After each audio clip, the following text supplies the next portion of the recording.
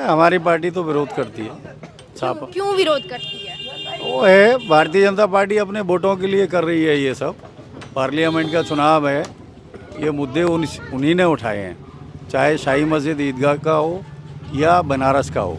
लेकिन समानता की जब मैं आपको बताऊं, देखिए वो चीज़ अलग है, लेकिन माइनॉरिटीज़ का अलग है सिस्टम। और भाजपा जो है हर जगह से माइनॉरिटीज़ का विरोध करती है। अभी आप देख रहे हैं अलीगढ़ में एएमयू का मैटर, तमाम ऐसे मैटर हैं, समझ रही हैं आप।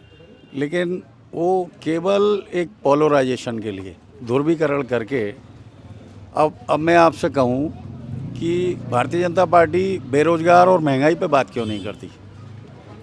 करोड़ों लोग बेरोजगार हैं, महंगाई बढ़ रही है, उसके पास केवल हिंदू मुस्लिम बस यही शब्द है और कुछ नहीं। लेकिन देखिए अच्छा, यूसीसी ये में बताइए, तो मैं आपको बताऊं कि आप कह रही थी कि आप ईदगाह के बारे में कहें, हाँ, तो अब आपको मालूम है 91 प्लेस ऑफ वर्सेज एक्ट 1991 में जब बन चुका है और जब कानून बन चुका है, तो भारतीय जनता पार्टी के लोग कानून क्यों नहीं मानते?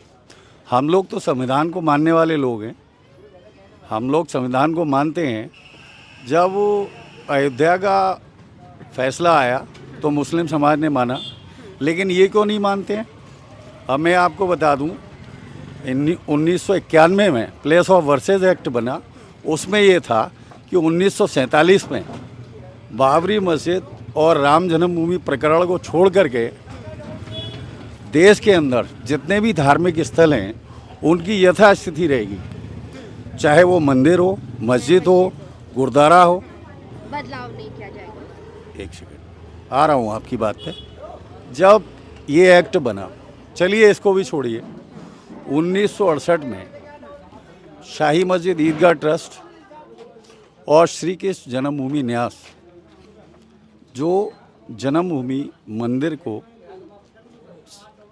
संचालित करते हैं, जन्मभूमि नाम किसने दिया? यहाँ जन्मभूमि नाम विष्णु हरि डालमिया जी ने। ये मंदिर का निर्माण मेरे सामने हुआ है। I am 55 year old.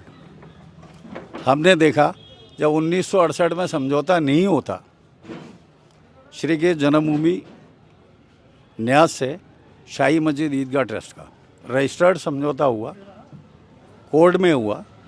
समझौता होने के बाद किसी चीज़ पे आप, कोई बिल्डिंग है उस पे अगर केस चल रहा है, अगर शाही मस्जिद ईदगाह ट्रस्ट के लोग, माइनॉरिटीज़ के लोग बड़ा दिल नहीं दिखाते, क्या आप बताइए मैडम, कोर्ट में फैसला चल रहा है, तो क्या जन्मभूमि मंदिर का निर्माण हो सकता था? नहीं हो सकता था। ये सब मंदिर बना तो जब फैसला हुआ तभी तो हुआ। अब वो कहते हैं हम इस फैसले को नहीं मानेंगे। क्यों नहीं मानेंगे भाई? एक चीज़। दूसरी चीज़, भगवान श्री कृष्ण पुराणों में लिखा है, किताबों में लिखा है, कहाँ पैदा हुए? कारागार में, कंस किले में, कारागार में। कंस किला कहाँ है? मथुरा में। कंस किला स्वामी घाट यमुना किनारे है और भगवान श्री कृष्ण 5332 वर्ष पहले पैदा हुए। क्या? और श्री कृष्ण मंदिर का जो इतिहास है वो हमारे सामने बना है, श्री कृष्ण मंदिर। और शाही मस्जिद ईदगाह ट्रस्ट जो कि वक्फ बोर्ड की संपत्ति है, उत्तर प्रदेश सुन्नी सेंट्रल वक्फ बोर्ड, और यहाँ उसकी कमेटी है वक्फ बोर्ड की, वो लोग संचालित करते हैं। पूरे डॉक्यूमेंट्स हैं, जो चीज़ 500 बरस पहले से बनी हुई है।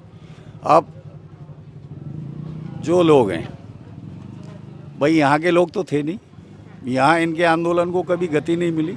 आपने देखा होगा पिछले 6 दिसंबर को और उससे पहले कभी भी यहाँ जनता ने इनको सपोर्ट किया? सारे लोग बाहर के लोग थे। अगर अब वो आ भी गए हों कुछ लोग यहाँ के, तो पब्लिक यहाँ भाईचारा है। भगवान श्री कृष्ण की नगरी 3 लोक से न्यारी है। यहाँ बहुत प्रेम प्यार भाईचारा है। यहाँ ऐसा नहीं है, जब दीपावली होती है तो हम लोग हिंदूज़ के घर जाते हैं मनाने, और जब ईद होती है तो हमारे हिंदू समाज के लोग हमारे यहाँ आते हैं, गले मिल के बधाई देते हैं। ये एक बहुत बड़ा भाईचारा है। भगवान कृष्ण की नहीं। लेकिन कुछ लोग वो क्या चाहते हैं, यहाँ शांति भंग करें। और मैं आपको बता दूं, आधा किलोमीटर से ज़्यादा फासला है ईदगाह के गेट का और श्री कृष्ण जन्मभूमि का। वहाँ पूजा हो रही है, इधर नमाज हो रही है, फिर विवाद किस बात का? भाई ये बताइए, जो लोग अधिकतम, अरे एक मिनट भाई, इंटरव्यू चल रहा है, आप बोल रहे हैं बेकार में। जो लोग, एक व्यक्ति की आयु 80 से लेकर के 100 वर्ष होती है, वो लोग कहते हैं, क्या वो 500 वर्ष पहले थे? उन्हें पता है ईदगाह का इतिहास?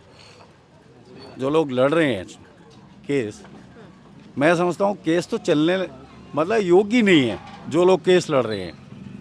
अब आई डोंट नो, मेरी ओपिनियन ये है कि मैं माननीय हाई कोर्ट, माननीय सुप्रीम कोर्ट का रिगार्ड करता हूँ, ऑनरेबल, भाई ये केस सुनने योग्य ही नहीं है। अगर versus act, place of versus act लागू किया जाए 1991 वाला, तो आप बताइए क्या केस चलने चाहिए? कोई नहीं चलना चाहिए। लेकिन अब पता नहीं भाई, ये तो जज साहब जाने। लेकिन जब जिन लोगों को पता नहीं, अब वो कहते हैं भगवान श्री कृष्ण यहाँ पैदा हुए। पुराणों में लिखा है कि भगवान श्री कृष्ण कंस किले में कारागार में पैदा हुए। बच्चा बच्चा जानता है उनको, उनकी परवरिश कहाँ हुई? नंद बाबा के यहाँ गोकुल में। और वासुदेव जी उन्हें सूप में रख कर के यमुना किनारे से ले गए। और कंस किला अब भी मौजूद है, कैया ईट का। तो उनका जन्म स्थान कहाँ हुआ? कंस किले के कारागार में। यहाँ कारागार कहाँ है? आप लोग कहते हैं कि यहाँ शाही मस्जिद ईदगाह जो है भगवान श्री कृष्ण का जन्म स्थान है। तो मैं पूछना चाहता हूँ उन लोगों से, क्या वो लोग 5132 बरस पहले थे? क्या वो लोग? आप थे, मैं था। क्या वो लोग 500 वर्ष पहले शाही मस्जिद ईदगाह बनी, क्या वो लोग थे? वो कहते हैं साहब मंदिर को तोड़ करके शाही मस्जिद ईदगाह का निर्माण हुआ, कि बिल्कुल गलत है। लेकिन कहा जाता है कि ईदगाह मस्जिद में मंदिर के अवशेष वगैरह ये सारी चीजें जैसे ज्ञान वापस, बिल्कुल गलत, बिल्कुल गलत। ये लोग कहते हैं त्रिशूल है, कमल है। मैं बचपन से नमाज पढ़ता हूँ ईदगाह में, मुझे तो एक भी त्रिशूल और कमल नज़र नहीं आया। काहे की बात? अच्छा, मेरे घर पे अभी फूल की आकृति बनी हुई है, तो क्या भाजपा वालों ने खरीद लिया है? अगर कोई फूल बना हुआ है मेरे घर में, तो वो भाजपा का हो जाएगा या हिंदू समाज का हो जाएगा मेरा घर? बताइए आप। किसी प्रतीक के, पहले लोग पत्थरों पे आकृतियाँ बनाते थे फूल की, उसकी, तो उसके कहने से आप किसी चीज़ को ये कह सकते हैं कि ये मंदिर की है आकृति? अच्छा, ये तो ईदगाह मस्जिद की बात रही, लेकिन राम मंदिर बना, रामलला की प्राण प्रतिष्ठा होगी, खुश हैं आपकी? अच्छा, आप ये बताइए, जब जजमेंट हुआ, गगोई साहब थे सुप्रीम कोर्ट के ऑनरेबल जज, और पूरी 5 लोग की टीम थी, सबने माना क्या कि मस्जिद को गिराया वो गलत था। जो उस समय चीफ मिनिस्टर थे कल्याण सिंह जी, उनको 1 दिन की सज़ा हुई सुप्रीम कोर्ट से। वो गलत था बाबरी मस्जिद को ढहाना। उसके बाद कौन सी मूर्तियाँ मिली सर्वे में? आपको मैं बता दूं, जब लास्ट में ये फैसला हुआ, 4 पॉइंट तय हुए कि गलत था बाबरी मस्जिद को ढहाना और वो सब सारी चीज़ें होने के बाद, फिर जज साहब ने क्या कहा कि वही ये आस्था से जुड़ा हुआ मामला है, लिहाजा इनको दे दी जाए हिंदू पर वो तो राम जन्मभूमि एक सेकेंड, राम जन्मभूमि है। उसमें भी मैं ये कहूँगा, कैसे सिद्ध होगा? भगवान श्री का कृष्ण, भगवान राम भी 5000 वर्ष पहले ही हुआ, और श्री कृष्ण जी भी उन्हीं का अवतार है। क्या भाई, गॉड ऑफ मैसेंजर, जो आपके यहाँ 33,000 करोड़ देवी देवता हैं, और हमारे यहाँ 1,23,000 नबी पैगंबर, क्या उन्हें कहें हम गॉड ऑफ मैसेंजर? भाई जो पैदा हुआ है भगवान और अल्लाह, क्या वो निराकार है? उनको किसी ने पैदा तो नहीं किया।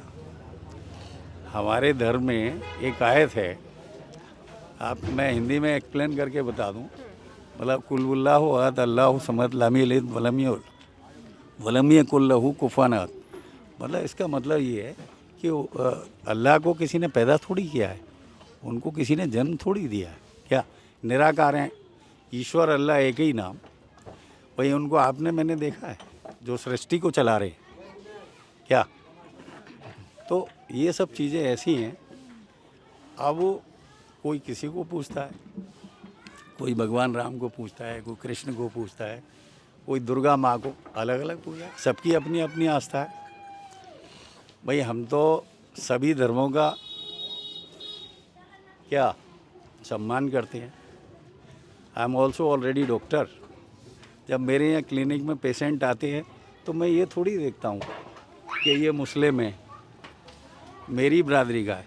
एक ब्राह्मण से आएगा उसको भी अच्छी दवा दूंगा, और एक मुस्लिम आएगा उसको भी। हम लोग तो मानते ही नहीं जातिवाद, यू नो। यूसीसी को लेके सर ये सब भाजपा के मुद्दे हैं। भारतीय जनता पार्टी, अभी पार्लियामेंट का चुनाव हो रहा है, वो धार्मिक भावनाएं भड़का करके और लोगों का ध्यान भटका करके। अभी आप भाजपा वालों से बात करिए, बेरोजगारी पे बात नहीं करेंगे और महंगाई पे बात नहीं करेंगे। मुद्दों को भटका करके केवल हिंदू मुस्लिम की बात करेंगे। हम उस चीज़ का विरोध करते हैं। आपने बोला आप समाजवादी पार्टी को। हाँ क्यों नहीं, हाँ, मैं लेकिन आई एम आपने सोशल। सर- अब आपने- एक आपने सेकंड मैं आपको बताऊं, भाजपा महंगाई और उस पर बेरोजगारी पे बात क्यों नहीं करते भाजपा के लोग। अच्छा आप बताइए, 2014 में हमारे देश के प्रधानमंत्री माननीय मोदी जी जब बने तो जो घाटा था वो लगभग 63 लाख करोड़ का था, और वो तिगना हो गया, बढ़ के कितना हो गया, तिगना। करीब मैं समझता हूँ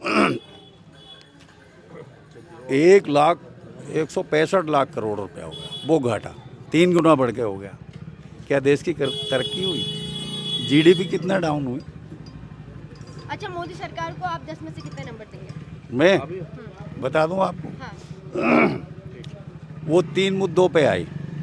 आप जल्दी से अपनी हाँ मैं बात अपनी बात कह रहा हूँ। हाँ, पहला मुद्दा उनका, हर साल 2 लाख करोड़ नौकरी देंगे।